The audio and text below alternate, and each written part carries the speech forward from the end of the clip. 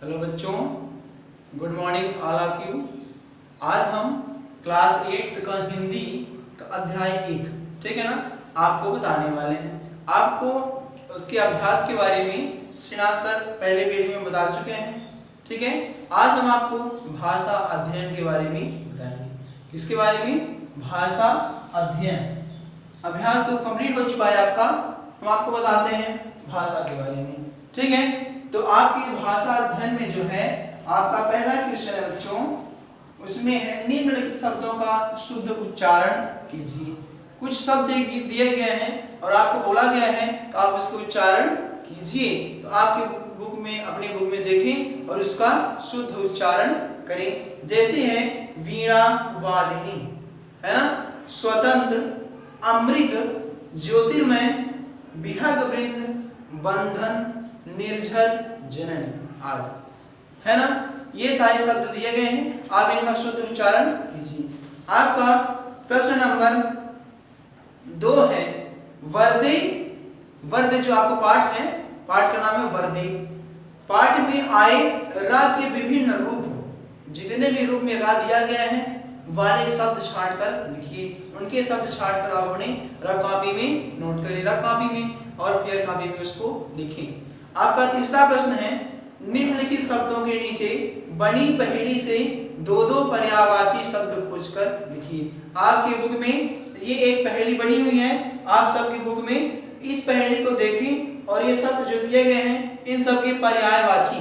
पर्यायवाची का मतलब होता है किसी का दूसरा नाम, किसी का दूसरा नाम। जैसे ये स्कूल है, इसका नाम विद्यालय है ना, शिक्षा गृह है, ठीक है। हमारा भारत है, भारत का नाम आर्यावर्त है, हिंदुस्तान है, इंडिया है, भारतवर्ष है, ये सब इसके पर्यायवाची हैं, ठीक है। इसी तरह से ये शब्द जो दिए गए हैं इन शब्दों के पर्यायवाची इस बॉक्स में, इस टेबल में, पहेली में दिया हुआ है। आप इस पहेली से ढूंढें और ये सामने सब दिए गए हैं इन शब्दों के पर्यायवाची लिखें। जैसे पहला है बच्चों अमृत।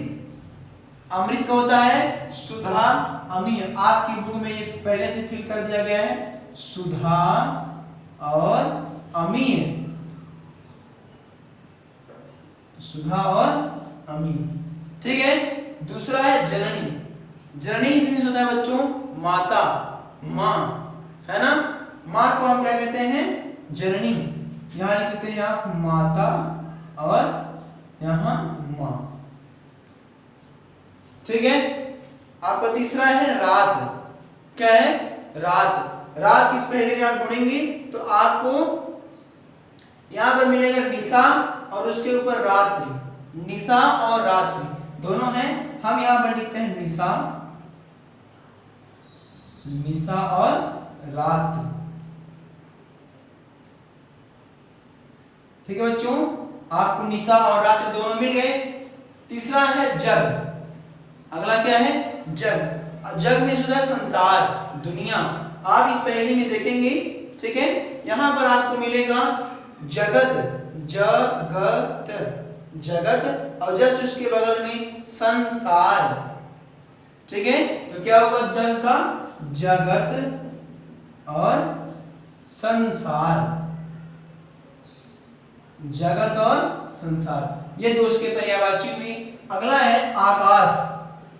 आकाश को होता है आसमान, गगन, नभ, है ना।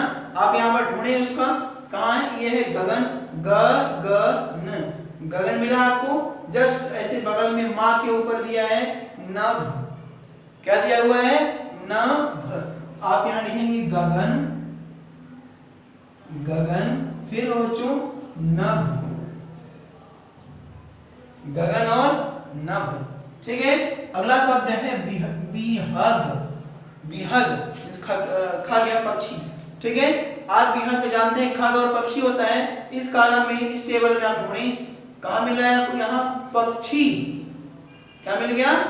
पक्षी, ठीक है। अगला आप ढूंढेंगे तो आपको खग, अमीर के जस्ट नीचे खग, खग लिखा है, यहां लिखेंगे हम खग और खग के बाद है बच्चों पक्षी। तो आपको इस टेबल, इस पहेली के माध्यम से इन सारे शब्दों का हमको पर्यायवाची मिल चुका है। ठीक है, हमारा अगला प्रश्न है जो बुक में लिखा हुआ है, तम हर प्रकाश भर में एक दूसरे के विपरीत अर्थ वाले शब्द प्रयुक्त हुए हैं। तम मीन्स होता है बच्चों अंधकार और प्रकाश मीन्स होता है उजाला। तो अंधकार का जो विलोम है वो क्या होगा? प्रकाश। विलोम का मतलब होता है एक दूसरे का विपरीत, एक दूसरे का विपरीत। ठीक है, तो यहाँ हुआ तम का दिया हुआ है आपकी बुक में, तम का होता है प्रकाश। सेम उसी तरह से आपकी बुक में बहुत सारे ऐसे दिए गए शब्द, उनका आपको विलोम लिखना है। जैसे हमने लिख लिया है स्वतंत्र। स्वतंत्र का विलोम क्या होता है? स्वतंत्र मतलब स्वतंत्र होना, आजाद होना, और परतंत्र में दूसरे पर आश्रित होना, है ना। तो स्वतंत्र तो क्या होगा बच्चों? परतंत्र। स्वतंत्र का हुआ परतंत्र। ठीक है, अगला है बंधन, किसी बंधन में बंधे रहना। ठीक है, बंधन का होगा बच्चों मुक्त। बंधन क्या होगा? मुक्त। ठीक है, अगला है नव। नव मीन्स होता है नया, नव मीन्स नया। तो नव का विलोम क्या होगा? पुराना या पुरातन। क्या होगा? पुरातन। वही शब्द लिखने हैं जो आपके इस कविता वर्दे नामक कविता में आए होंगे। ठीक है, अमृत। अमृत तो आप लोग जानते होंगे, नाम सुना होगा अमृत का। तो अमृत क्या होगा? विष। अमृत का विष। ये सारे शब्द आपके पर्यायवाची और विलोम शब्द हो गए। ठीक है,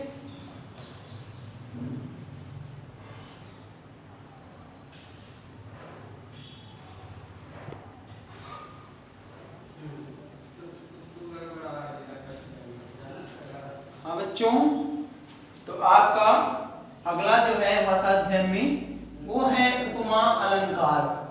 आपके नेक्स्ट पेज में दिया गया है उपमा अलंकार, आप उसको देखें। उपमा अलंकार की परिभाषा पहले हम पढ़ लेते हैं। ठीक है, क्या पढ़ लेते हैं? उपमा अलंकार की परिभाषा। परिभाषा यहाँ दी हुई है, जहां एक वस्तु की दूसरी वस्तु से समानता या तुलना की जाती है वहां उपमा अलंकार होता है। फिर से पढ़िए, जहां एक वस्तु की दूसरी वस्तु से समानता या तुलना की जाती है वहां उपमा अलंकार होता है। ठीक है, दो वस्तुओं में रूप गुण आदि के आधार पर समानता या तुलना की जाती है। इसके आधार पर, रूप और गुण के आधार पर। ठीक है, तो इसमें इसका जो उदाहरण है, हम पहले उदाहरण पढ़ लेंगे तो हमको अधिक अच्छे से समझ में आएगा। उदाहरण है हमारा, नंदन वन सी फूल उठी, नंदन वन सी फूल उठी, वह छोटी सी कुटिया मेरी। कोई साधु पुरुष है जो अपनी कुटिया की तुलना नंदन वन से कर रहे हैं। किससे कर रहे हैं? अपनी छोटी सी कुटिया की तुलना नंदन वन से कर रहे हैं कि जो मेरी छोटी सी कुटिया है वह नंदन वन के समान फूल उठी है। ठीक है, किसके समान? नंदन वन के समान। हम इसके बारे में और जानते हैं, उपमेय। इसमें चार भेद और इस अलंकार के अंदर, है ना। इस उदाहरण में क्या क्या पाया जाता है हम देखते हैं यहाँ पर। उपमेय क्या होता है? जिस व्यक्ति या वस्तु की तुलना की जाती है, जिस व्यक्ति का या वस्तु की तुलना की जाती है। जैसे यहाँ छोटी सी कुटिया, यहाँ उपमेय क्या होगा? कुटिया की तुलना की जा रही है ना, कुटिया की तुलना नंदनवन से की जा रही है। ठीक है, तो बच्चों यहाँ उपमेय क्या होगा? कुटिया। क्या होगा उपमेय? कुटिया, है ना बच्चों। यहाँ उपमेय क्या हो गया? कुटिया। मतलब कुटिया की तुलना नंदनवन से की जा रही है ना। किसकी तुलना? कुटिया की। फिर अगला है उपमान। क्या यहाँ? उपमान जिस प्रसिद्ध व्यक्ति या वस्तु से तुलना की जाती है। जिस प्रसिद्ध व्यक्ति या वस्तु से तुलना की जाती है, जैसे कुटिया की तुलना किससे की कर रहे हैं, नंदनवन से ना, तो इसका मतलब ये हो रहा है कि नंदनवन जो है कैसा है, प्रसिद्ध है। कैसा है, प्रसिद्ध है। यहाँ उपमान क्या होगा बच्चों, नंदनवन। क्या होगा उपमान, नंदनवन। समझ गए बच्चों। तो उपमान क्या होगा, जिस प्रसिद्ध व्यक्ति या वस्तु से तुलना की जाती है ना, किसी वस्तु का जिससे तुलना करते हैं वह हो गया उपमान। जैसे हम बोल दिए सीता का मुख चंद्रमा के समान है। सीता का मुख चंद्रमा के समान है, मतलब चंद्रमा एक प्रसिद्ध है ना, और सीता क्या हो गया, उपमेय हो गया। ठीक है। यहाँ साधारण धर्म आता है। साधारण धर्म क्या है, उपमेय और उपमान में पाया जाने वाला समान गुण। दोनों में समान कौन सी चीज समानता कर रहे हैं, फूल उठी। कौन सी चीज की समानता कर रहे हैं, फूलने की, मतलब फूल उठी, है ना। दोनों में क्या समान है बच्चों, दोनों में फूल उठना ही समान है। ठीक है। तो साधारण धर्म में क्या होगा, फूल उठी। ठीक है। फिर अगला है वाचक शब्द।